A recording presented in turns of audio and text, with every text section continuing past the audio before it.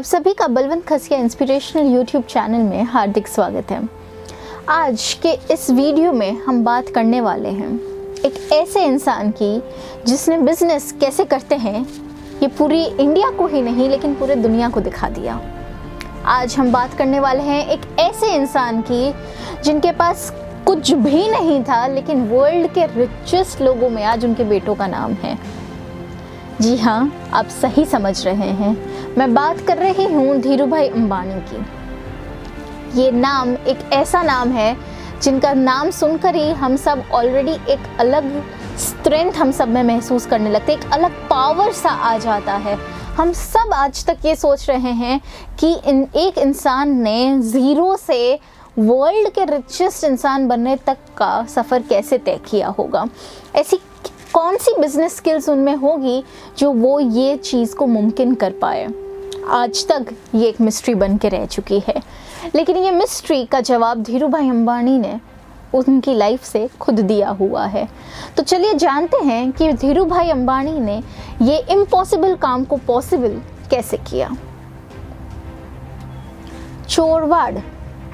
ચોરવાડ નામના એક નાનકડા ગામડાથી આવેલા ધીરૂભાઈ અંબાણી। ગુજરાતનું આ ચોરવાડ ગામ જૂનાગઢમાં આવેલું છે। ત્યાં તેમના પપ્પા એક હેડમાસ્ટર હતા અને મમ્મી એક હાઉસવાઈફ। પપ્પાના 4-5 દીકરાઓ। આટલું મોટું પરિવારનું ગુજારો કરવો એમના પપ્પા માટે બહુ આકરો પડતો હતો। માટે એમને બધા ભાઈઓની ભણતર છોડાવી દીધું और तब से शुरू हुई धीरूभाई की स्ट्रगल। जब उन्होंने पढ़ाई छोड़ी, घर में फिनेंशियल क्राइसिस खड़ी होने के कारण जब उन्होंने पढ़ाई छोड़ी, तब सबसे पहले उन्होंने कमाई का रास्ता ढूंढा। 5 रुपए, दिन के 5 रुपए वो बस कमाते थे फल बेचकर, लेकिन उन्होंने फिर भी ये चीज़ छोड़ी नहीं। छोटे मोटे धंधे जैसे किसी होलसेल दुकान से तेल का डब्बा खरीद के बाहर किसी को रिटेल भाव में बेचना और उपली कमाई अपनी मम्मी को जाकर देना, ऐसे काफ़ी बिजनेसेस धीरूभाई अंबानी ने किए हुए हैं। फिर जब फल का बिजनेस उन्होंने स्टार्ट किया तब वो सिर्फ और सिर्फ 5 रुपए दिन के कमाते थे, लेकिन ज़रूरत उससे और ज़्यादा थी। अभी भी घर की फिनेंशियल क्राइसिस में कुछ सपोर्ट नहीं मिल रहा था। उन्होंने उस धंधे को बंद किया और वो चले गए गिरनार। गिरनार एक पर्यटक स्थल है, तो यहाँ पर लोगों की आन जान भी बहुत ज़्यादा बनी रहती है। लोगों का आना जाना ज़्यादा होने के कारण धीरूभाई ने ऐसा सोचा कि यहाँ पर बिजनेस भी काफ़ी अच्छा चलेगा, तो बस डाल दी उन्होंने एक पकौड़े की लारी और बेचने लगे पकौड़े। ये धंधा अच्छा तो चल रहा था, लेकिन पर्यटकों के आने या जाने की स्थिति पर निर्भर करता था। जिस दिन पर्यटक ज़्यादा आए उस दिन ज़्यादा व्यापार, और जब पर्यटकों की सीज़न नहीं होती थी उस वक्त कम व्यापार।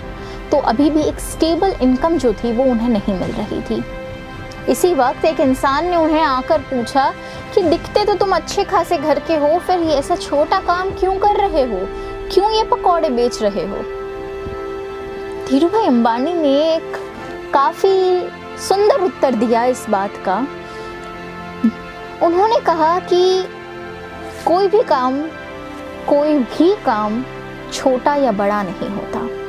बस दोस्तों, ये एक बात भी अगर हम अपने जीवन में उतार लेते हैं ना, तो मुझे नहीं लगता कि हम धीरूभाई से कम सक्सेसफुल हो पाएंगे। उन्होंने जो कहा उसे माना भी। आप सोचिए, वो फल बेचते थे, वो तेल का धंधा करते थे, होलसेल में लाके रिटेल में बेचते थे, बीच का कमीशन लेते थे।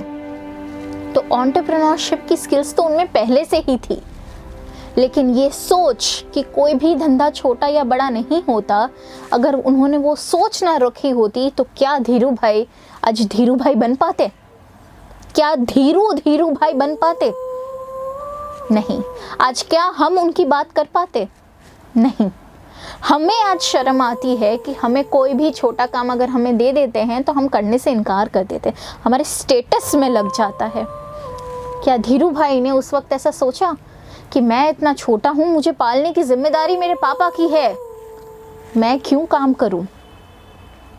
नहीं ना। उन्होंने उतनी ही मेहनत दिखाई, उतनी ही लगन दिखाई और उतने ही मेहनत के साथ वो अपने बिजनेस में आगे बढ़ते गए। पकौड़ों की लारी में स्टेबल इनकम ना मिलने के कारण उनके पापा ने उन्हें एक सुझाव दिया, बेटा धीरू, हमें एक स्टेबल इनकम की ज़रूरत है, तो हमें एक जॉब ले लेनी चाहिए। धीरू भाई का मन तो बिजनेस में था, लेकिन उन्होंने अपनी पापा की बात नहीं टाली, वो मान गए। अब उनके जो बड़े भाई थे वो यमन में काम करते थे। उनकी मदद से धीरू भाई को यमन के शेल पेट्रोलियम में नौकरी मिल गई। वहाँ पर वो लोगों की गाड़ी में पेट्रोल डालते थे। मुझे लगता है तभी से उनके दिमाग में ये बात आ चुकी होगी कि जब वो गाड़ी में पेट्रोल डालते हैं तब उन्होंने सोच लिया होगा कि मेरा भी पेट्रोल एक दिन लोगों की गाड़ी में डलेगा और मेरा खुद का एक पेट्रोल पंप होगा। सोचिए, इतने छोटे काम करने वाले इंसान के आज खुद के पेट्रोल पंप हैं। पेट्रोलियम में जब वो काम करते थे तब वहाँ के एम्प्लॉयज़ को सबको बस और बस 25 पैसे में चाय दी जाती थी, लेकिन धीरू भाई वो 25 पैसे वाली चाय नहीं पीते थे। धीरू भाई सामने एक होटल थी, वहाँ पर जाते थे। अब आप समझ सकते हैं कि वो होटल में जाते थे तो वहाँ पे चाय उन्हें महंगी ही मिलती होगी। जी हाँ, उस ज़माने में उन्हें वो चाय पूरे 1 रुपए की पड़ती थी और धीरू भाई वो पीने जाते थे। ऐसा नहीं था कि उनके शौक ऊंचे थे, लेकिन उन्हें कुछ सीखना था। अब आपके दिमाग में प्रश्न ज़रूर उठ रहा होगा कि ऐसी क्या बात थी कि वो 25 पैसे की चाय को छोड़कर 1 रुपए की चाय पीने जाते थे। ऐसे फिजूल खर्चे वो क्यों करते थे? लेकिन ये खर्चे धीरू भाई के लिए फिजूल बिल्कुल भी नहीं थे। उनके कलीग्स ने जब उनको आकर ये सवाल किया कि तुम 25 पैसे की चाय को छोड़ के तुम 1 रुपए की चाय पीने क्यों जाते हो, क्यों वो पैसे को तुम बचा नहीं रहे हो, तब धीरू भाई ने एक बहुत सुंदर जवाब दिया। उन्होंने कहा, मैं 1 रुपए की चाय इसलिए नहीं पीने जाता हूँ कि मुझे शौक़ है, मेरे शौक़ बड़े हैं, ऐसा नहीं है, और ना ही मैं इन्हें फिजूल बर्बाद कर रहा हूँ। मैं ये पैसे कुछ सीखने के लिए डाल रहा हूँ। अब वो क्या सीखते थे? जब ये बात सबको जाननी थी तब उन्होंने बताया कि वहाँ पर काफ़ी बड़े बड़े बिजनेसमैन आते थे और वो बिज़नेस की बातें करते थे। धीरू भाई वो बिज़नेस की बातें सुनने के लिए जाते थे। अब मुझे पता है आप ये भी सोच रहे होंगे कि बिजनेसमैन धीरू भाई के साथ क्यों बात करते। नहीं, वो धीरू भाई के साथ बात नहीं करते थे।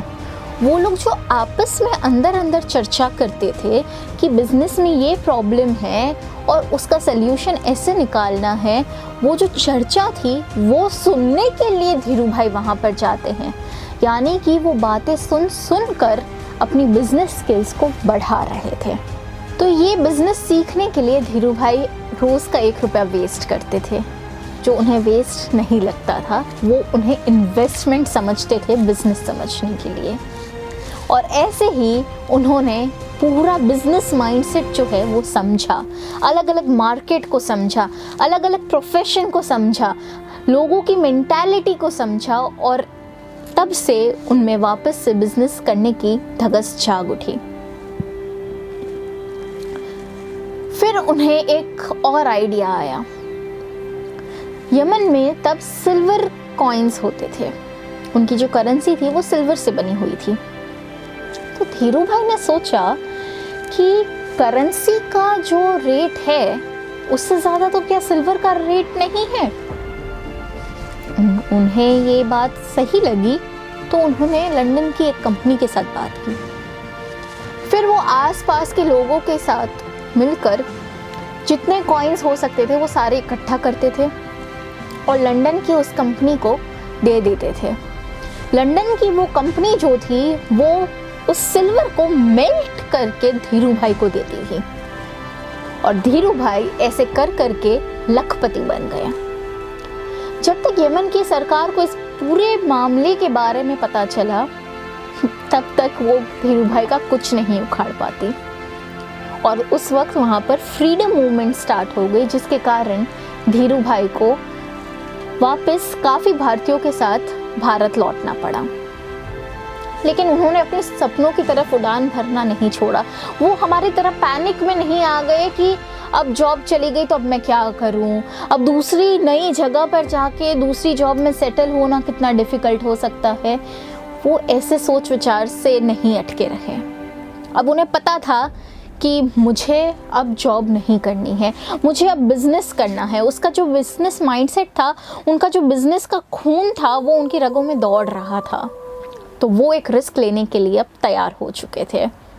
उनकी जगह हम में से कोई होता तो शायद ये करने तैयार नहीं होते। हम यही सोचते कि अभी अभी हम नई जगह में आए हैं तो पहले हम स्टेबल हो जाते हैं, हम एक सिक्योर इनकम फिक्स कर लेते हैं, उसके बाद हम बिज़नेस के बारे में सोचेंगे।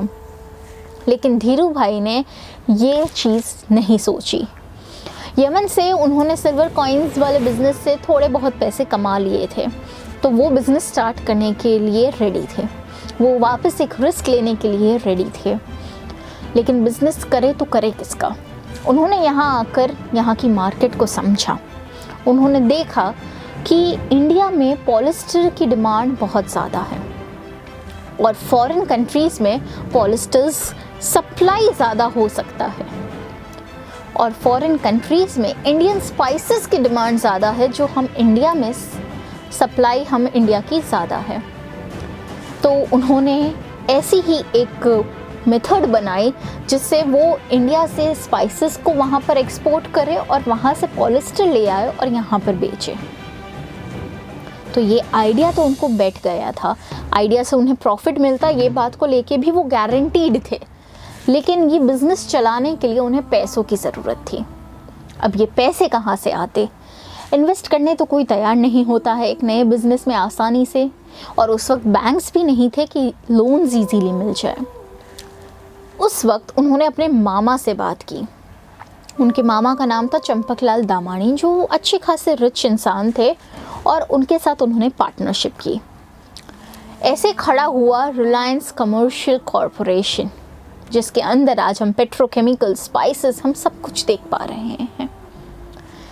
उन्होंने ये बिज़नेस मेथड बनाई कि हम स्पाइसेस दूसरी कंट्रीज़ में जाके बेचेंगे और वहाँ से पॉलिस्टर लाके हम यहाँ पर बेचेंगे। बिज़नेस काफ़ी अच्छा खासा चल रहा था, प्रॉफिट भी अच्छा मिल रहा था। लेकिन धीरू भाई के सपनों को तो और उड़ान भरनी थी। वो यहाँ कहाँ रुकने वाले थे? उनको और रिस्क लेने थे और उनको ऊंचा उड़ना था। लेकिन वो ऊंचा उड़ने में उनके मामा जो थे, यानी कि जो अब उनके बिज़नेस पार्टनर थे, वो उन्हें साथ नहीं दे पा रहे थे। उनको ऐसा लगता था कि जब इतना अच्छा खासा प्रॉफिट मिल रहा है तो हमें और रिस्क क्यों लेना है, शायद कंपनी डूब जाए। तो ये रिस्क लेने वो तैयार नहीं थे, और यहाँ से वो दोनों अलग हो गए। ये दोनों अलग तो हो गए, लेकिन धीरू भाई इससे मुरझा नहीं गए, और ना ही उन्हें ऐसा लगा कि अब मैं क्या करूँगा। वो अपने मिशन को लेकर एकदम क्लियर थे कि उनको तो आज उड़कर ही रहना है। उन्होंने अपना फिर बिज़नेस स्टार्ट किया और फिर से उन्होंने बेचना शुरू किया इंडियन मार्केट में। आप सब ने विमल ब्रांड के बारे में सुना ही होगा, जो सूट्स बनाती है। आपको पसंद हो या ना हो, हमको मानना ही पड़ेगा, हम सभी को मानना ही पड़ेगा कि विमल ने अपनी ब्रांडिंग काफ़ी अच्छी की है। और विमल एक ऐसा नाम है जो आपको घर घर सुनने और जानने ज़रूर मिलेगा। आप सबको पता है, विमल जो थे वो उनके बड़े भाई के बेटे का नाम था, और उन्हीं के ऊपर उन्होंने ये विमल कंपनी स्टार्ट कर दी थी, जो कि आज एक काफ़ी नामचीन कंपनी बन चुकी है। धीरू भाई का फंडा बहुत क्लियर था, क्योंकि वो खुद एक गांव से थे, तो उन्हें पता था कि गांव के लोगों में पोटेंशियल कितना ज़्यादा होता है। शहरी लोग से ज़्यादा बिजनेस समझाना गांव वालों को ज़्यादा इजी होता है, और अगर आपको एक्चुअल में डेवलपमेंट चाहिए तो आपको लोगों की नीड्स को पूरा करना होगा, ना कि अपने प्रॉफिट को समझना होगा। धीरू भाई ये आइडिया भली भांति जानते थे, और इसी आइडिया में उन्होंने अपना बिजनेस स्टार्ट कर दिया। उन्होंने अपना जब बिज़नेस स्टार्ट किया तब उन्होंने विलेजेस को ही टारगेट किया, क्योंकि उन्हें पता था कि विलेजेस अगर उनकी प्रोडक्ट को अपना लेंगे तो मेट्रो सिटीज़ में उनकी प्रोडक्ट को चलने में बिल्कुल देरी नहीं होगी। इसलिए दूसरी ब्रांड्स के कंपैरिजन में कम मार्केट प्राइस में वो अपनी प्रोडक्ट्स को बेचते थे और धीरे धीरे धीरे धीरे करके उन्होंने रिलायंस को खड़ा किया। आपको ये स्ट्रैटेजी तो रिलायंस की कुछ प्रोडक्ट्स में आज भी देखने को मिलेगी। जैसे कि हम देख सकते हैं जियो ने भी यही स्ट्रैटेजी अपनाई। उन्होंने पहले फ्री सर्विसेज प्रोवाइड की और पूरे कंट्री की नीड्स जो इंटरनेट के थे वो पूरे किए। आप सबको मैं याद दिला दूं कि जियो के पहले हम सब 2G और 3G के लिए काफ़ी ज़्यादा पैसे पे करते थे और उतने में हमें जितने GB इंटरनेट यूज़ करने को मिलते थे वो भी हमारे लिए पर्याप्त नहीं होते थे, हमें कंजूसी कर कर के यूज़ करना पड़ता था। लेकिन जियो ने हमारे ये जो पेन पॉइंट है उसको समझा और सबको कुछ टाइम के लिए फ्री इंटरनेट दे दिया। जब फ्री इंटरनेट दे दिया तो उन्होंने क्या किया कि सारे कस्टमर्स को खुद से बांध लिया। खुद से बांधने के बाद उन्होंने प्राइसिंग रखी और फिर वो प्राइसेस को धीरे धीरे बढ़ाते गए। आज भी जियो के हम देख सकते हैं काफ़ी सारे लॉयल कस्टमर्स हैं। जियो की ये फ्री इंटरनेट की जो स्कीम थी वो इतनी ज़्यादा सक्सेसफुल हुई कि उन्होंने मोबाइल नेटवर्क्स के सारे नेटवर्क्स को हिलबिला दिया, सबको फ्री इंटरनेट देने पर मजबूर कर दिया या फिर उनके रेट्स कम करने पर मजबूर कर दिया। यहाँ तक कि इंटरनेट से रिलेटेड काफ़ी रूल्स भी गवर्नमेंट को चेंज करने पड़े। इतनी स्ट्रॉन्ग मार्केटिंग का आइडिया बस धीरू भाई से ही आ सकता है, जो उनकी पीढ़ी ने फिर कंटिन्यू किया। धीरू भाई जब उनकी जब डेथ हुई तब उनकी कंपनी जो थी वो ऑलरेडी 62,000 करोड़ तक पहुंच चुकी थी। तो आप सोच सकते हैं कि इतना बड़ा काम जो ज़ीरो से वो कमीशन बेसिस ऊपर जब काम कर रहे थे वहाँ से 62,000 करोड़ तक का उनका सफ़र आसान तो नहीं हुआ होगा, लेकिन उनकी बुद्धि, गिव अप ना करना और कंटिन्यू रिस्क लेने की जो क्षमता थी उसने उन्हें वहाँ तक आसानी से पहुँचा दिया। आज क्या आप में और मेरे में इतनी काबिलियत है? हम जब रिस्क देखते हैं तो हम रिस्क से पहले ही डर जाते हैं। हमें सेफ जोन में रहना पसंद है, सिक्योर इनकम है या नहीं वो जानने में हमें पसंद है। धीरू भाई के पास उतना एक्सपीरियंस तो था जब वो यमन से लौटे कि यहाँ पे भी उन्हें किसी भी पेट्रोल पंप में या किसी भी जगह पर एक क्लर्क की नौकरी मिल सकती थी, एक सिक्योर इनकम भी मिल सकती थी उनके एक्सपीरियंस के बेसिस पर। पढ़े लिखे तो वो थे नहीं कि उनको डिग्री पर मिलती, लेकिन एक अनपढ़ होके भी उन्होंने रिस्क का सामना किया। वो रिस्क से डरे नहीं, और जो इंसान रिस्क लेता है वो इंसान सक्सेसफुल ज़रूर होता है। ये बात तो हम इस वीडियो से जान ही चुके हैं। धीरू भाई अंबानी की लाइफ आज हम सब के लिए एक एग्जाम्पल बन के खड़ी हो चुकी है। हम सबको पता नहीं कौन से पॉइंट पर ये स्टोरी जो है इंस्पायर करती रहती है कि चाहे जितने भी चैलेंजेस आए, चाहे कोई भी काम करना पड़े, हमें काम करने से कभी मना नहीं करना चाहिए। कोई भी काम छोटा या बड़ा नहीं होता है, इसलिए हमें कोई भी काम करने से शर्म भी नहीं रखनी चाहिए। जब धीरू भाई ने शर्म नहीं रखी तो आप और मैं क्या ही है।